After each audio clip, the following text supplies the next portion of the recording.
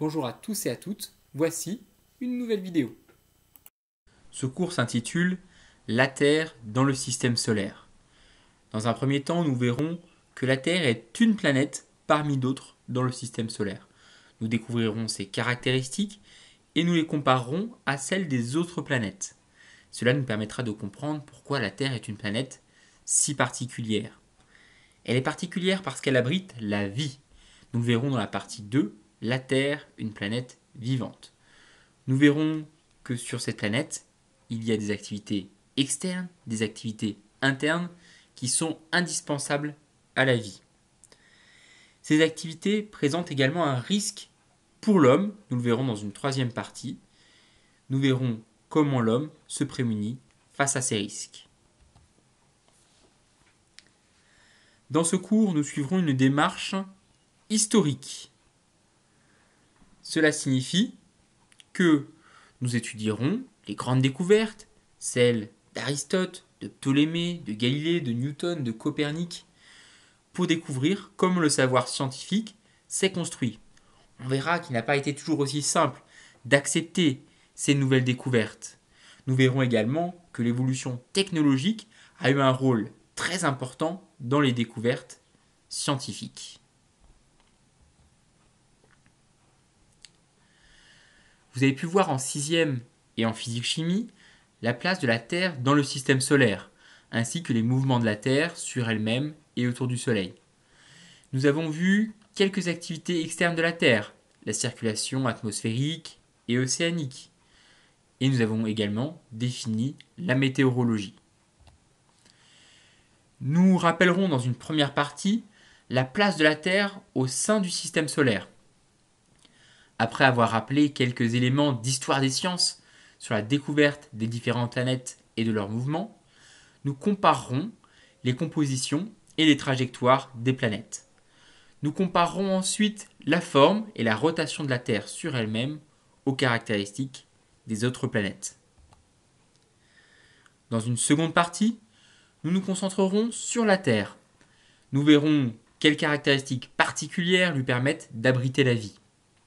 Nous verrons également qu'on peut la qualifier de planète vivante, grâce à de nombreuses activités externes et internes. Circulation atmosphérique, cyclones, volcanisme. Enfin, dans une troisième partie, nous verrons que les activités externes et internes de la Terre présentent des risques pour l'homme. Nous verrons comment l'homme prévient ces risques et s'en protège.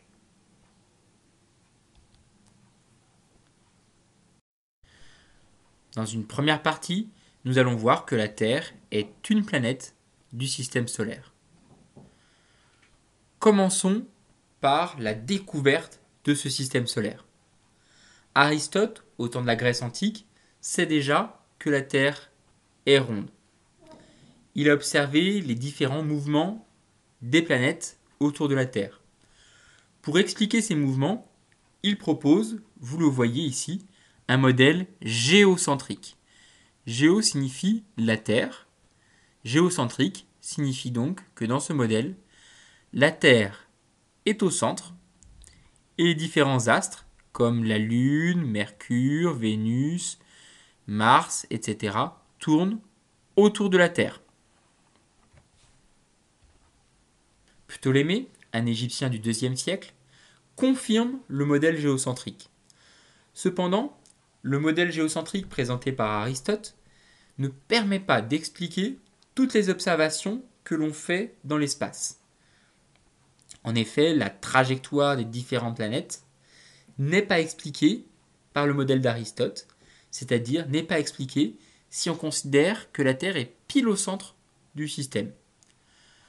Ptolémée va donc proposer un modèle dans lequel la Terre n'est plus au centre du système. Le centre est représenté par le point O, et l'on voit ici que la Terre est légèrement décalée par rapport à ce centre. Cependant, ce modèle reste un modèle géocentrique, car les autres planètes tournent autour de la Terre. Peu à peu, les modèles géocentriques se sont complexifiés. Ils se sont améliorés pour mieux rendre compte des observations astronomiques.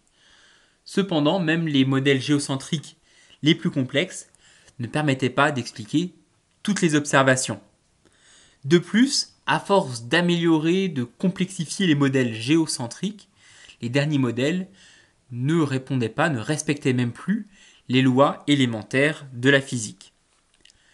Copernic, au XVIe siècle, va proposer un modèle complètement révolutionnaire.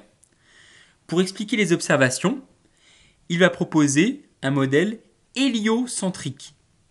Le Soleil est alors au centre du système solaire et les planètes tournent autour.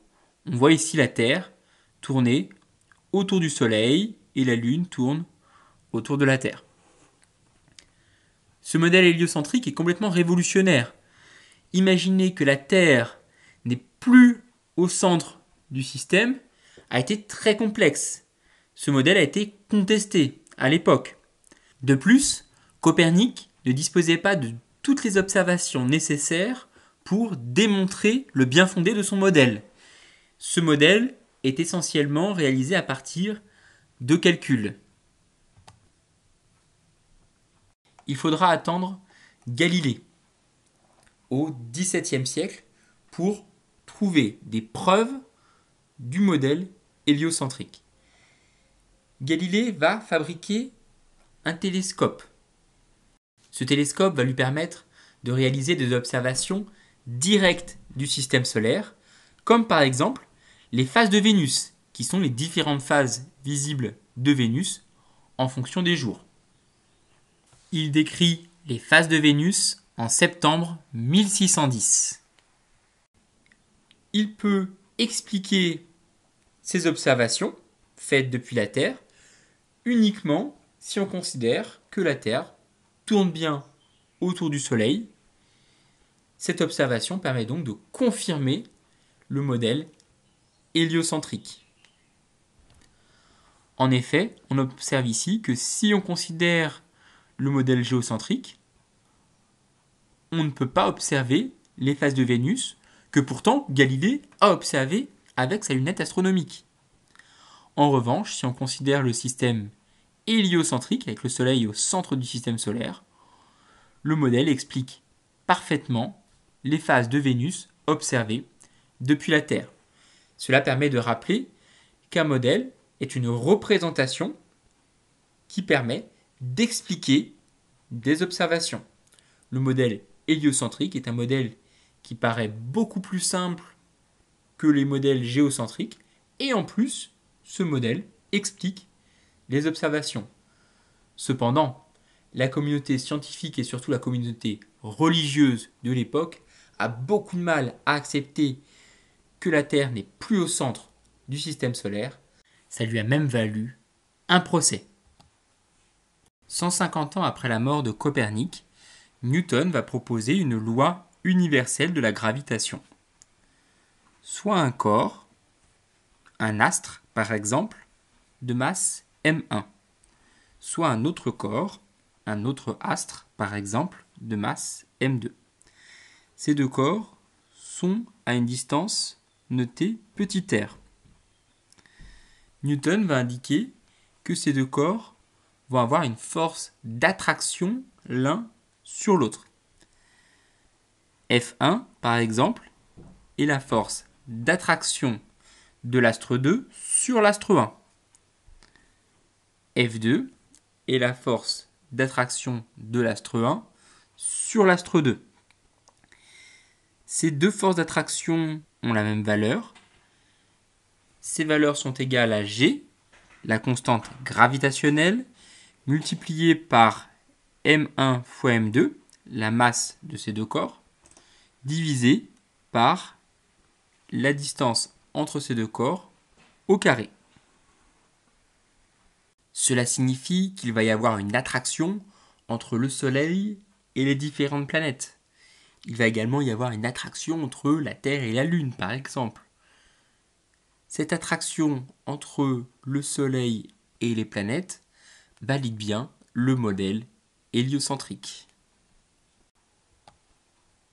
Bilan. Les scientifiques ont mis plus de 2 millénaires à comprendre comment fonctionne le système solaire. Ces idées ont eu du mal à être acceptées par la population. Rappelons par exemple que Galilée a même eu le droit à un procès pour avoir proposé que la Terre n'était plus au centre du système solaire. De plus, ces idées dépendent de l'évolution du matériel. En effet, le télescope de Galilée a permis d'observer les phases de la Lune. Or, cette observation permet bien de justifier que le modèle héliocentrique est le bon. C'est grâce au modèle héliocentrique qu'on explique ces observations, ces phases de la Lune qu'on a pu observer, alors que le modèle géocentrique, où la Terre était au centre du système solaire, ne permet pas d'expliquer ces observations. C'est donc l'innovation technologique, l'invention du télescope, qui a permis de donner une nouvelle preuve à ce modèle héliocentrique. Au cours des siècles, les scientifiques ont proposé des modèles géocentriques, modèles héliocentriques. Ces modèles sont des représentations qui doivent permettre de comprendre les observations, les trajectoires des planètes, les phases de Vénus. Cependant, les premiers modèles prenaient également en compte des croyances. Il était difficile d'imaginer que la Terre n'était pas au centre du système solaire. Toutes ces observations n'étaient alors pas expliquées par ces modèles. Il a fallu attendre le modèle héliocentrique pour que toutes les observations puissent être expliquées, comme par exemple l'observation des phases de Vénus. Aujourd'hui, le modèle héliocentrique, c'est-à-dire un modèle dans lequel on explique que les planètes, y compris la Terre, tournent autour du Soleil, est accepté. Petit 2. Composition et trajectoire des planètes. Nous venons de parler d'Isaac Newton, qui a proposé la théorie de la gravitation universelle. En écrivant cette théorie, il a pu expliquer, prédire la trajectoire des planètes. Certes, les planètes tournent autour du Soleil. Cependant, leur trajectoire n'est pas circulaire. Leur trajectoire forme une ellipse, c'est-à-dire un cercle légèrement aplati.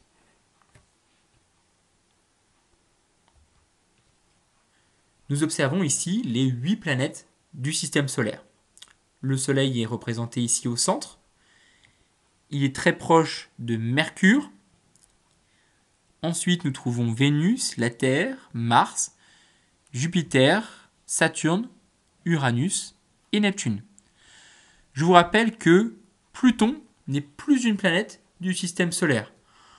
Vous avez pu le voir sur l'image précédente, sa trajectoire n'est pas la même. De plus, différentes caractéristiques font qu'elle est classée désormais parmi les planètes naines. Il y a donc 8 planètes dans le système solaire.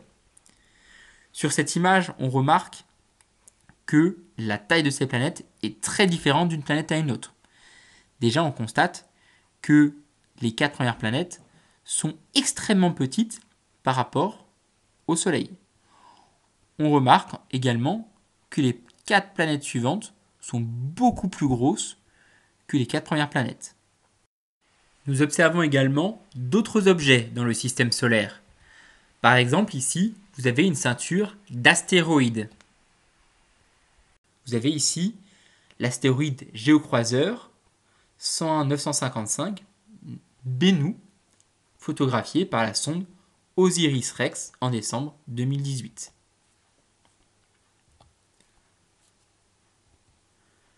Vous avez ici une comète. Vous avez à droite plusieurs images. La comète de Hale-Bopp, photographiée en 1997. Vous avez également la chevelure de la comète 17P Holmes, prolongée à droite par sa queue ionique.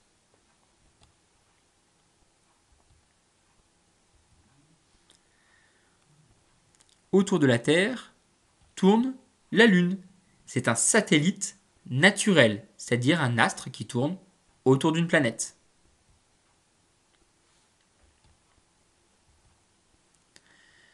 vous avez au centre du système solaire le Soleil. Vous avez à droite une image, une éruption solaire vue en ultraviolet.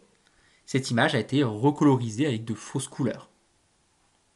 Le Soleil émet de la lumière, c'est donc une étoile.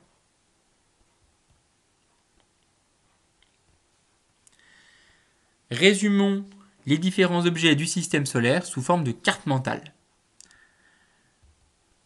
Le système solaire est âgé de 4,6 milliards d'années. Une étoile est un astre qui émet de la lumière. Nous avons vu comme exemple le Soleil qui est au centre du système solaire. Une planète, c'est un astre qui tourne autour d'une étoile. Nous avons plusieurs exemples, Mercure, Vénus, la Terre, Mars, Jupiter, Saturne, Uranus et Neptune. Un satellite naturel est un astre qui tourne, c'est-à-dire qui est en orbite, autour d'une planète. Nous avons par exemple la Lune qui est un satellite naturel de la Terre. Une comète est un bloc de glace se déplaçant dans l'espace. Enfin, un astéroïde est une roche qui se déplace dans l'espace. Nous avons pu voir que les 4 premières planètes étaient beaucoup plus petites que les 4 planètes suivantes. En réalité, les 4 premières planètes sont appelées planètes telluriques ou rocheuses. Elles sont composées de roches. Les 4 planètes suivantes sont des planètes gazeuses.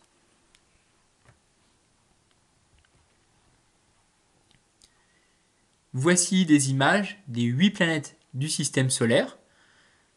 Pour mieux les voir, les proportions entre ces planètes ne sont plus respectées.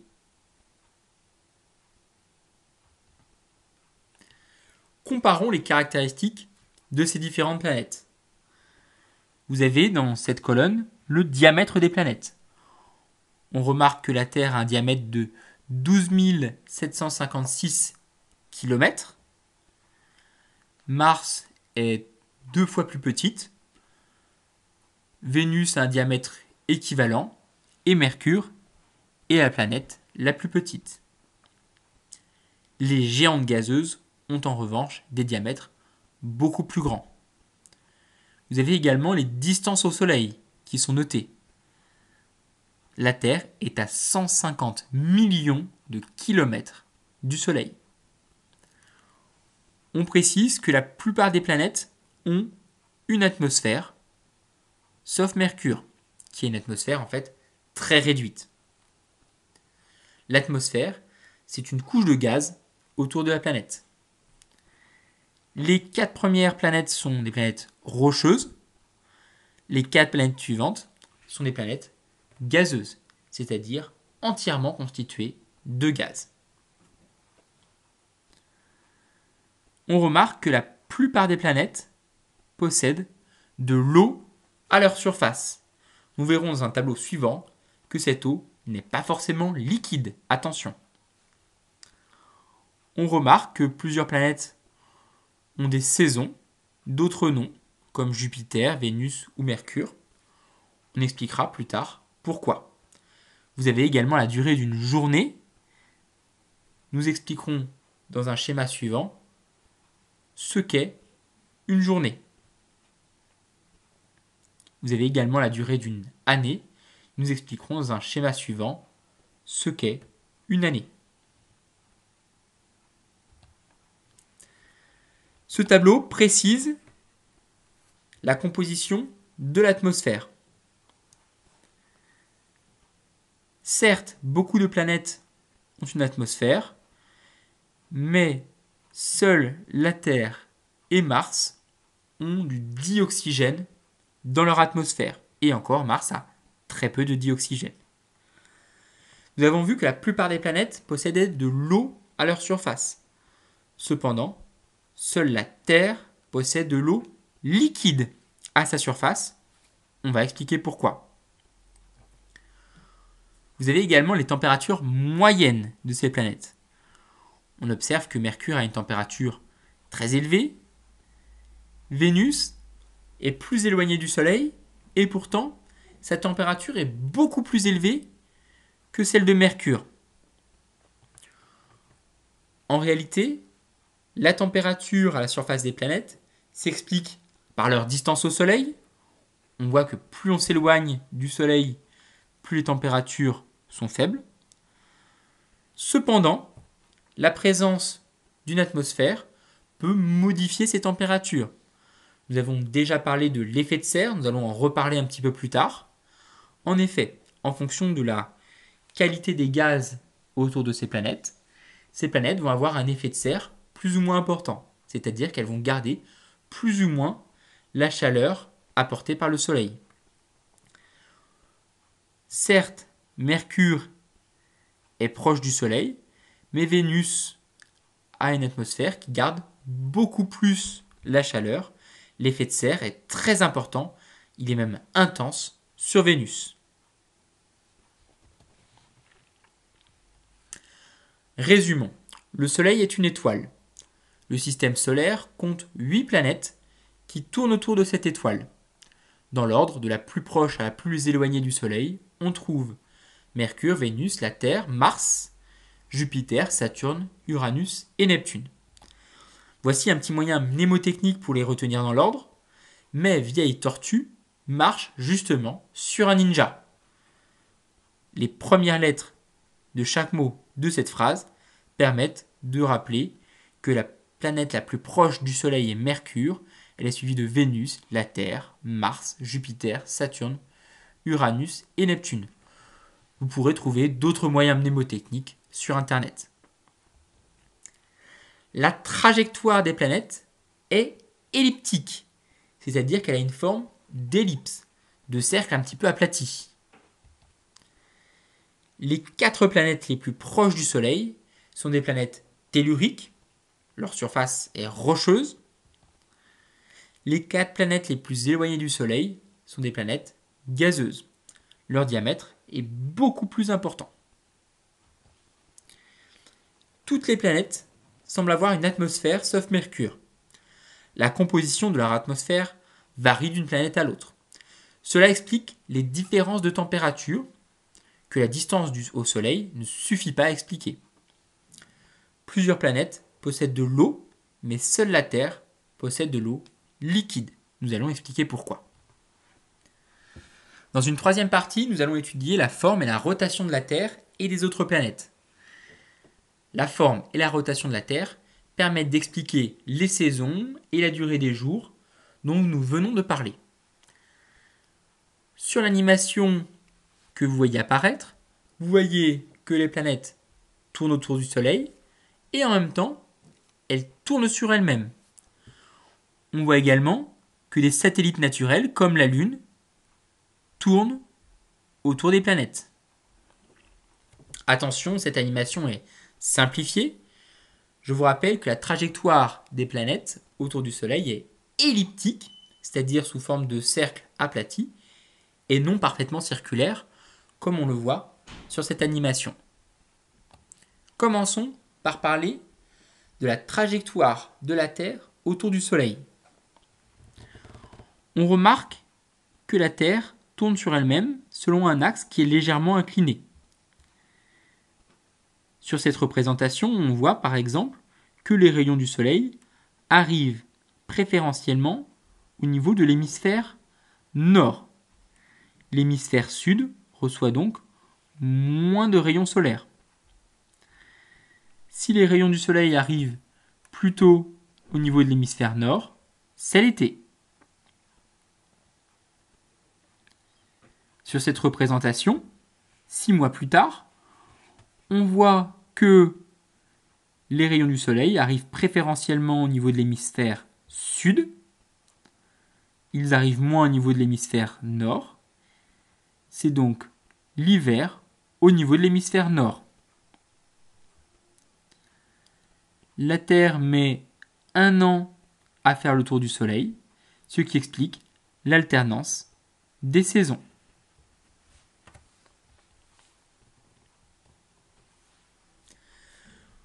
Vous voyez que la Terre tourne autour d'un axe incliné en 24 heures environ. D'autres planètes tournent autour d'un axe qui est plus ou moins incliné. On voit même qu'Uranus tourne autour d'un axe qui est presque horizontal. En revanche, Vénus et Mercure tournent autour d'un axe qui est presque vertical. Il n'y a donc pas de saison, car il n'y a pas un moment de l'année où les rayons du Soleil arrivent préférentiellement dans l'hémisphère nord ou dans l'hémisphère sud. Les saisons sont donc liées à l'inclinaison de l'axe de la Terre, qui fait que les rayons du Soleil arrivent soit plutôt dans l'hémisphère nord, soit plutôt dans l'hémisphère sud. Une année correspond à un tour complet d'une planète autour du Soleil. La Terre met 365 jours pour faire le tour complet autour du Soleil. Une année terrestre dure donc 365 jours. L'axe de rotation de la Terre est incliné. Pendant une partie de l'année, les rayons du Soleil arrivent donc sur l'hémisphère nord, c'est l'été. Pendant une autre partie de l'année, les rayons du Soleil arrivent vers l'hémisphère sud, c'est l'hiver dans l'hémisphère nord qui reçoit moins d'énergie lumineuse. Nous avons vu que les autres planètes avaient un axe qui n'était pas forcément le même que celui de la Terre. Cet axe pouvait ne pas être incliné. Il n'y a alors pas de saison sur ces planètes. De même, les planètes ne mettent pas toutes 365 jours pour faire le tour du Soleil. Une année sur une autre planète peut durer donc plus ou moins longtemps. Sur les autres planètes, les années peuvent avoir des durées différentes et les saisons peuvent varier selon l'inclinaison de l'axe des planètes. Nous avons vu que la Terre fait un tour sur elle-même en 24 heures autour de son axe. La France est ici. On voit que pour le moment, la France n'est pas éclairée. Il fait nuit. La Terre va tourner et dans quelques heures, la France se situera ici. Il fera donc jour.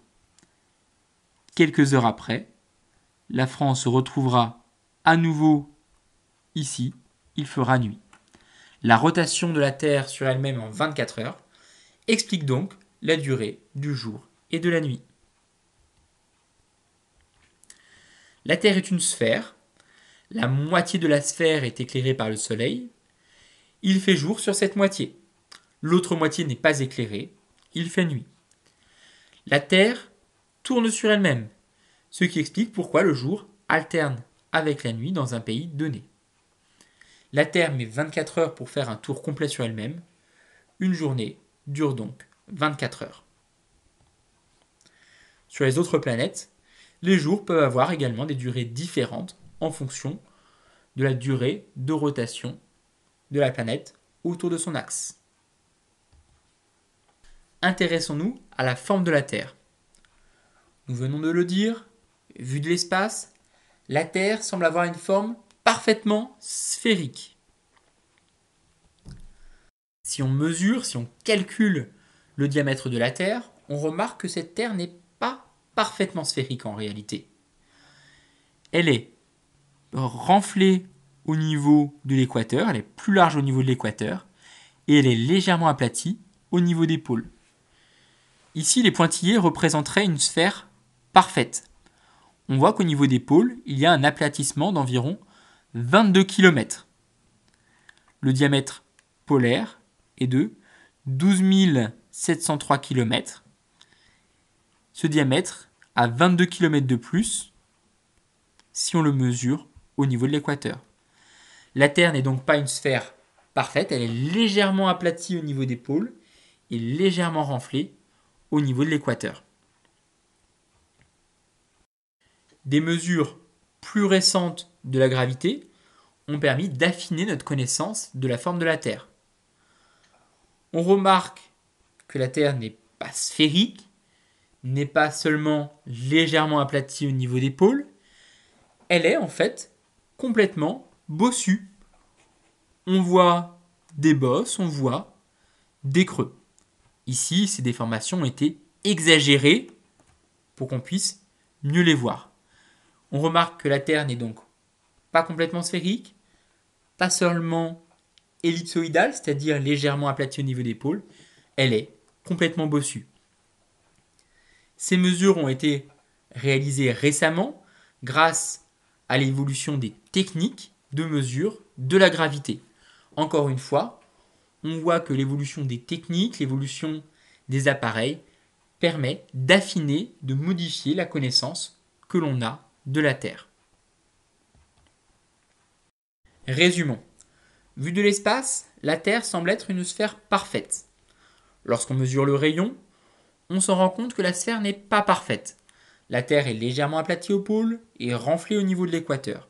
Elle a une forme ellipsoïdale. Lorsqu'on étudie plus précisément la forme de la Terre, avec des appareils, avec des techniques qui évoluent, on se rend compte que des mesures de la gravité montrent que cette ellipsoïde est loin d'être parfaite. Les connaissances actuelles qui ont évolué montrent que la Terre comporte en réalité de nombreux creux et nombreuses bosses qui sont les conséquences de son activité interne.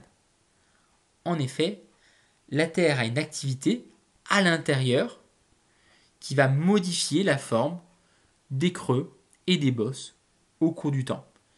C'est pourquoi on peut qualifier cette planète de planète vivante.